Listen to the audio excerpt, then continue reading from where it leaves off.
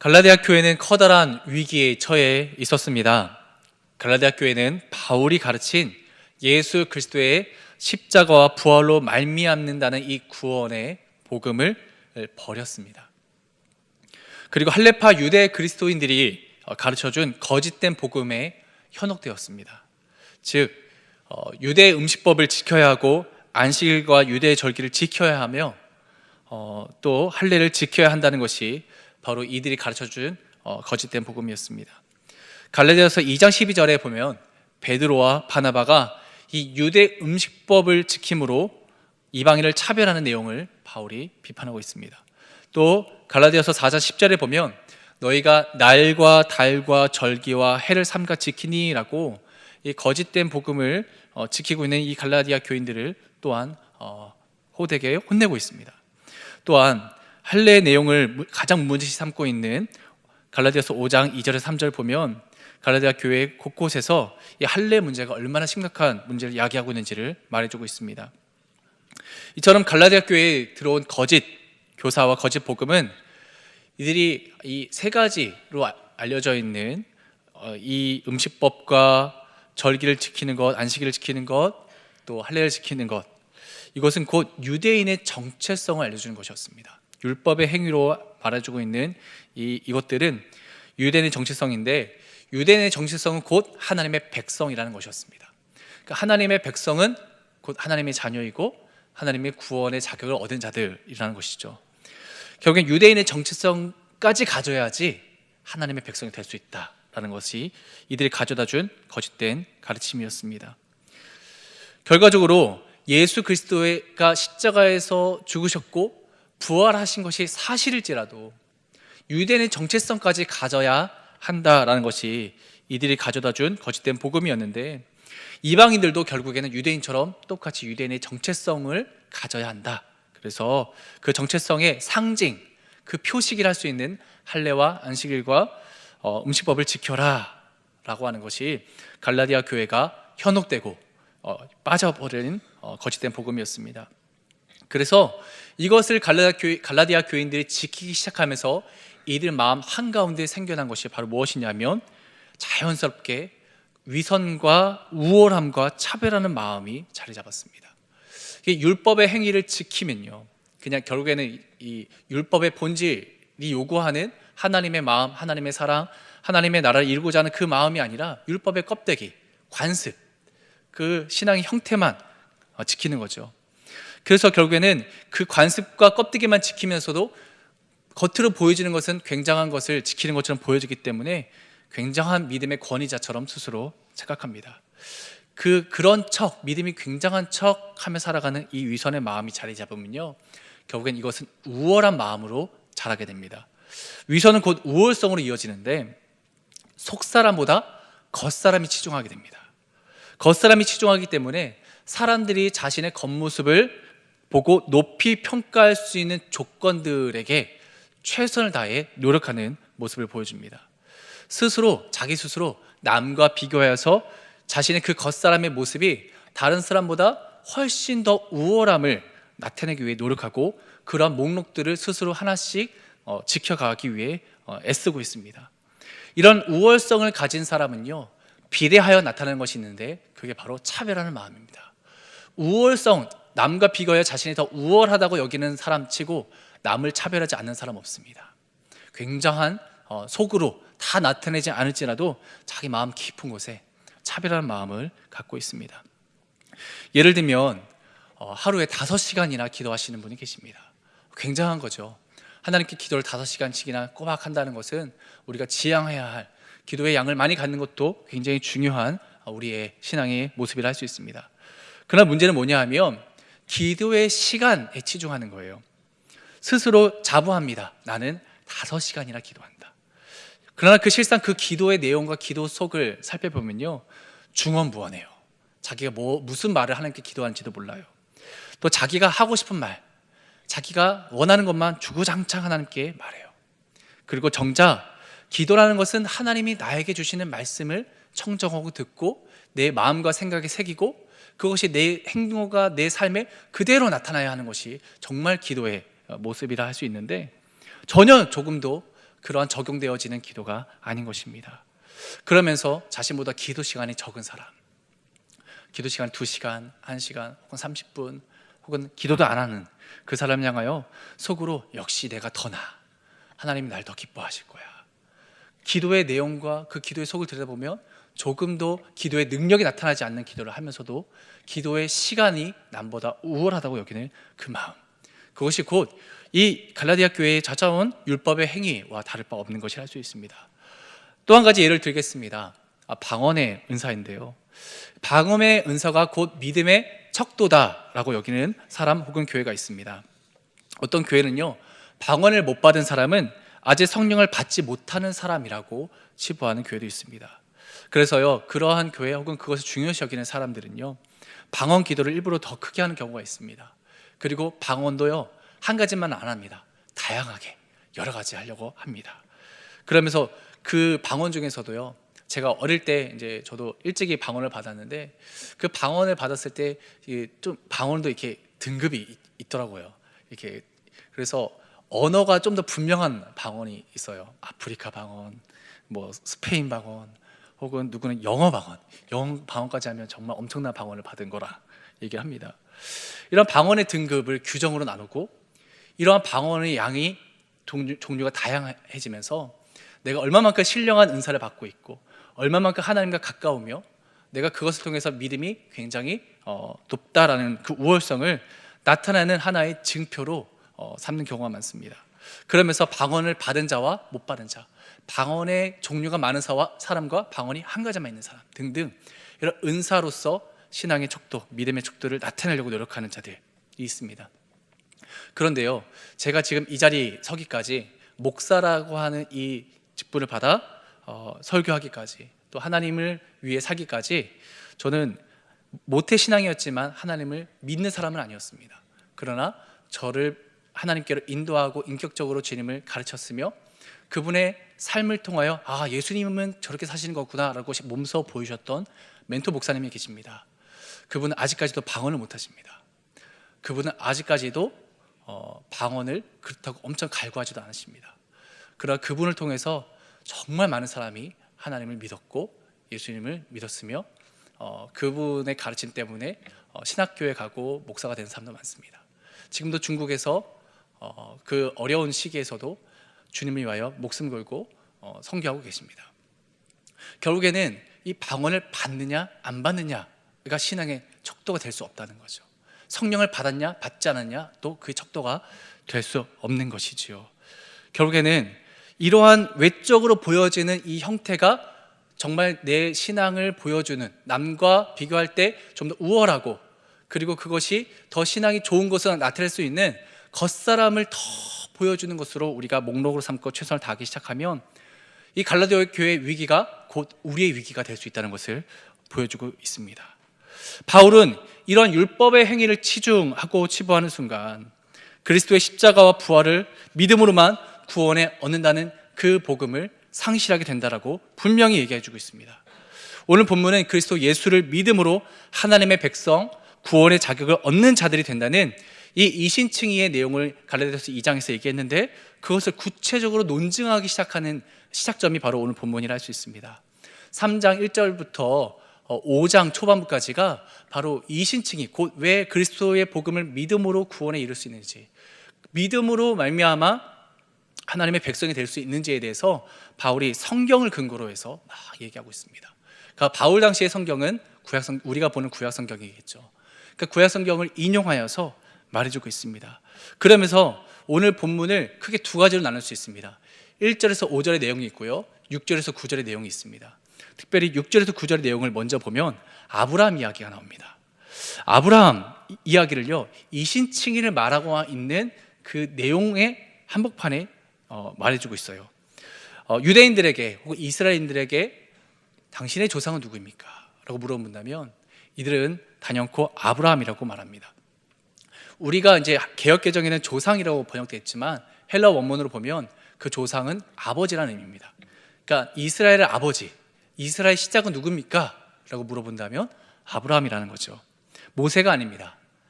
율법을 받은 모세가 아니라 바로 아브라함 시작점입니다. 바울은 그것을 말하고 싶었던 거예요. 오늘 본문 6절 보면 창세기 15장 6절을 인용하여 바울이 말하는데요. 창세기 15장 6절에 이렇게 얘기합니다. 아브라함이 여호와를 믿으니 여호와께서 이를 그의 의로 여기시고. 하나님이 아브라함을 의롭다고 칭하시는 이 최초의 칭의가 나옵니다. 율법의 행위로 불리는 할례, 안식일과 절기들, 음식법을 전혀 지키지 않았던 이 아브라함이 어떻게 칭의를 받았냐? 바로 여호와를 믿었다는 겁니다. 바울은 이것을 말해주려고 이 아브라함 이야기를 가져왔습니다. 하나님을 믿음으로 의롭다 칭함 받은 사람이 바로 아브라함이다. 그러면서 7절에서 9절의 내용을 더욱 이어갑니다. 결국에는 하나님이 약속하신 아브라함의 자손이 복을 받는데, 그 복은 하나님의 백성이 되고 하나님의 구원의 은혜를 입어 하나님의 나라를 위하여 쓰임받고 하나님이 이 땅에 하나님 나라를 완성하시고 하나님 나라가 완전히 임할 때 그때에 거할 수 있는 그 복을 누가 받냐? 그건 아브라함의 자손이 받는데, 그럼 참된 아브라함의 자손은 누구냐? 혈통으로가 아니라, 즉 혈통으로는 이스라엘이나 유대인이 되겠죠. 혈통으로가 아니라 믿음으로 하나님의 의를 받는 사람이 아브라함의 자손이다 라고 분명히 말해주고 있습니다. 그게 바로 아브라함에게 약속하신 하나님의 자녀가 받는 복이라고 바울은 오늘 본문에 얘기하고 있습니다. 그래서 유대인이나 이방인이나 율법의 행위가 아니라 바로 하나님을 믿는 믿음으로 말미암는 의라는 것을 말해주고 있는 거죠. 율법의 행위에는 하나님의 의로움이 없습니다. 율법의 행위에는 하나님의 생명이 없습니다. 껍데기입니다. 쭉정입니다. 거기에는 생명의 능력이 없습니다. 그러나 지금 갈라디아 교인들은 율법의 행위에 지금 치중하고 있는 것이죠. 그래서 그 아브라함은 이 율법의 행위로 말미암아 의를 얻은 것이 아닌데, 너희가 왜 그 율법의 행위에 의가 있다고 믿고 따라가느냐라고 분명히 말해주고 있는 겁니다. 그러면서 9절에 이렇게 얘기합니다. 그러므로 믿음으로 말미암는 자는 믿음이 있는 아브라함과 함께 복을 받느니라. 율법의 행위로 말미암아 아브라함께 복을 받는 게 아니라 이 여호와를 믿음으로, 결국엔 그리스도로 나타났죠. 그리스도 예수의 복음을 믿음으로 아브라함과 함께 복을 받느니라. 그게 진정한 아브라함의 자손이라고 얘기해 주고 있는 거죠. 자, 그렇다면 하나님이 약속하신 아브라함의 복을 받는, 상속받는, 구원의 은혜를 받는 사람은 오직 믿음으로 의를 얻는 사람들입니다. 그런데 우리가 여기서 눈여겨볼 바울의 강조점이 있습니다. 그것이 바로 오늘 본문의 1절에서 5절의 내용인데요. 갈라디아 교인들이 분명히 그리스도의 십자가 복음을 믿었고 성령을 인격적으로 경험하면서 구원에 대한 소망이 있었다는 것을 알 수 있습니다. 그러니까 이 율법의 행위로 말미암아 이들이 정말 하나님을 떠나는 이런 일이 처음부터 있었던 게 아니라, 이들은 철저하게 그리스도 예수의 십자가 복음과 부활의 은혜를 믿었다는 거예요. 그리고 성령에 체험됐다는 거예요. 그랬는데 그들이 이 거짓 교사들의 가르침에 현혹되어서, 오늘 본문 1절에 보면은 꾀다라는 표현인데요, 이게 헬라 원문을 보면은 현혹하다는 의미예요. 마녀의 눈빛에 현혹하다라고 하는 그 의미가 이 꾀다라고 하는데요, 이들이 현혹된 거예요. 유혹된 거예요.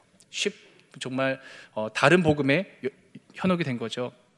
그랬을 때 이들은 십자가 복음, 부활의 은혜를 버렸습니다. 성령을 버렸습니다. 가장 보이는 신앙의 껍데기를 참된 구원의 방법인 양 자기 스스로 착각하면서 살기 시작했습니다.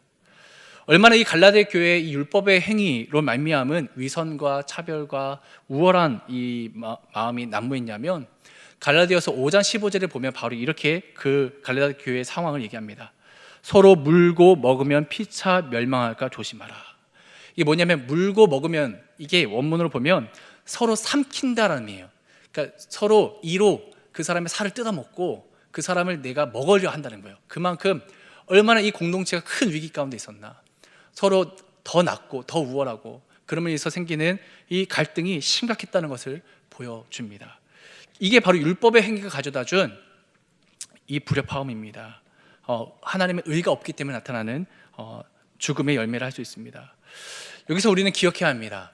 이 갈라디아 교회의 위기는 오늘 우리의 위기가 될 수도 있다는 것입니다. 우리도 다를 바 없는 위기 가운데 처할 수 있다는 것입니다. 우리 모두 다 예수 그리스도를 우리의 구주로 믿었습니다. 그 복음을 믿고 그분을 영접하였으며 그분을 영접할 때 그리스도의 영이신 성령이 우리 안에 오셨습니다. 성령을 우리는 받았고 날마다 우리를 예수님께서 심판하시는 그날까지 구원에 완전히 이룰 수 있도록 우리를 성령께서 인도해 가십니다.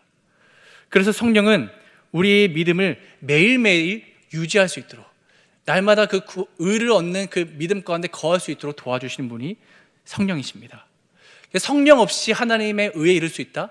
성령의 의에서 살지 않으면서 하나님의 복음에 살아가고 있다? 말도 안 되는 겁니다. 오늘 본문 3장 2절에 보면요, 성령과 믿음을 연결하고 있어요. 성령과 믿음이 같이 있습니다. 3장 5절에도 성령과 믿음이 하나로 연결됩니다. 성령은 곧 믿음을 얻게 하시고 믿음으로 말미암는 의를 얻게 하는 능력을 주시는 분이죠. 그리고 갈라디아서 칭의론의 핵심이라 할 수 있는 갈라디아서 5장 5절은 한 문장으로 이렇게 요약합니다. 우리가 성령으로 믿음을 따라 의의 소망을 기다리노니. 여기서 이제 중요한 내용이 있는데요, 우리는 이라는 표현은 곧 그리스도의 복음을 믿고 성령을 따라 매일매일을 사는 사람들입니다. 그리고 성령은 우리의 믿음을 가능케 하시는 분이죠. 또 성령에 의해 솟아나는 믿음은 하나님의 의를 향하게 합니다. 하나님의 의를 계속해서 우리 가운데 거할 수 있도록 도와주시는 분. 그리고 이 의는 그냥 의가 아니라 바로 이렇게 얘기해요. 의의 소망을 기다린다고. 의의 소망. 여러분, 소망은요, 미래적인 거예요. 소망은 지금 현재 완전히 다 끝난 게 아니라 소망은 미래적으로 앞으로 우리에게 약속된 것을 향해 가게끔 하는 겁니다. 그러니까 하나님의 그 칭의는요, 예수 그리스도로 말미암아 지금 우리에게 시작되었지만 그리스도가 오셔서 심판하실 그날에 우리가 그 의를 완전히 얻게 되는 겁니다. 그것은 우리의 행위에 의해서가 아니라 성령께서 일으키시는 믿음에 순종할 때 얻어지는 것입니다. 그래서 이 의의 소망은요, 끝까지 우리가 얻을 때, 완전히 그 미래에 이를 때까지 날마다 성령을 따라 살지 않으면요, 성령에 의해서 얻어지는 믿음으로 말미암지 않고서는요, 우리도 언제든지 성령을 떠나고 하나님을 떠나고 복음을 떠날 수 있는 위기 가운데 있다는 것입니다.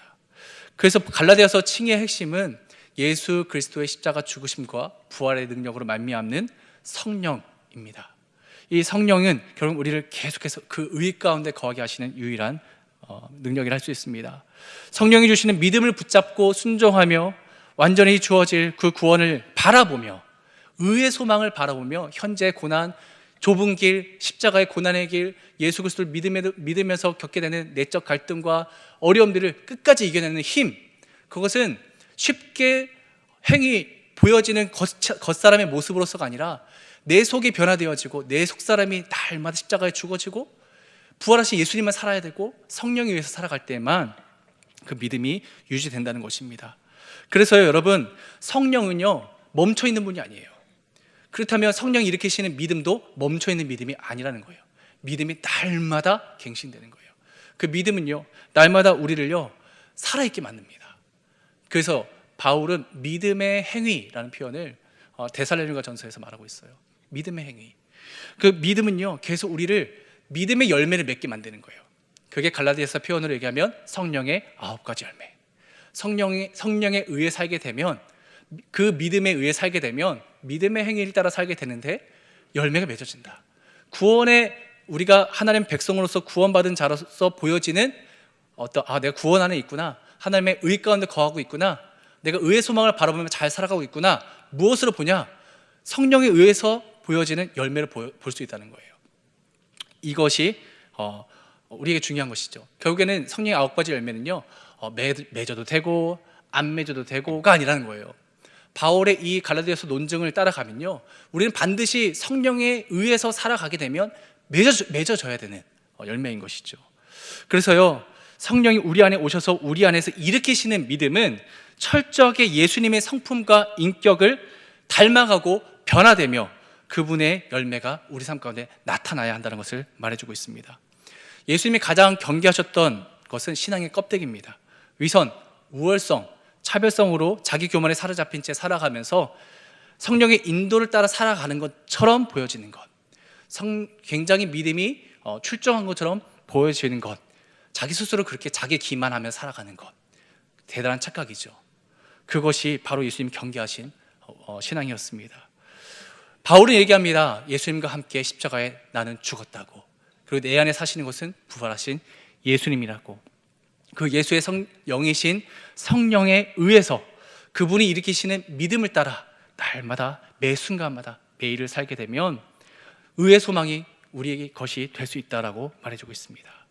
그래서 데살로니가전서 5장 16절에서 18절 그 유명한 항상 기뻐하라, 쉬지 말고 기도하라, 범사에 감사하라 라고 하는 이 말씀 다음에 있는 19절의 내용이 뭔지 아십니까? 바로 성령을 소멸하지 말라는 것입니다. 항상 기뻐하고 쉬지 말고 기도하고 범사에 감사하라 해도 되고 안 해도 되는 게 아니고요, 성령에 의해서 끊임없이 성령을 붙잡고 그분을 쫓아 살아가는 것, 이것을 우리가 매일마다 해야 한다. 그렇지 않으면 우리가 성령을 떠날 수 있다. 우리가 다른 복음에 살아갈 수 있는 위험성이 있다는 것을 바울이 경고하고 있는 것입니다. 말씀을 맺습니다. 갈라디아 교회 이야기는 곧 우리가 처할 수 있는 위기의 문제일 수도 있는 경고의 메시지입니다. 우리도 복음을 들었고 믿고 성령을 받았으며 성령께서 일으키시는 믿음 가운데 살고 있습니다. 갈라디아 교회도 그랬습니다. 그러나 우리가 신앙의 껍데기, 겉으로 보여지는 것, 겉모습에 치중하는 순간, 알맹이 없는 신앙을 살는 그 순간 성령께서는 우리 안에서 일할 수 없으십니다. 우리가 날마다 성령에 의해서 십자가에서 죽었음을 고백하며 그분이 인도하시는 말씀을 따라 또 음성을 따라 순종하며 가서 정말 의의 소망 가운데 거하는 우리 모두 되길 소망합니다. 오늘 주신 말씀 기억하며 함께 기도하길 원합니다. 갈라디아 교회처럼 신앙의 껍데기를 구원받은 양 착각한 모습이 있다면 철저히 회개하고 성령께 철저히 순종하여 인격이 변하고 믿음의 열매로서 참된 구원 안에 있음을 매 순간 확인하는 우리 되게 해달라고 주님의 이름 한번 부르고 통성으로 기도하겠습니다.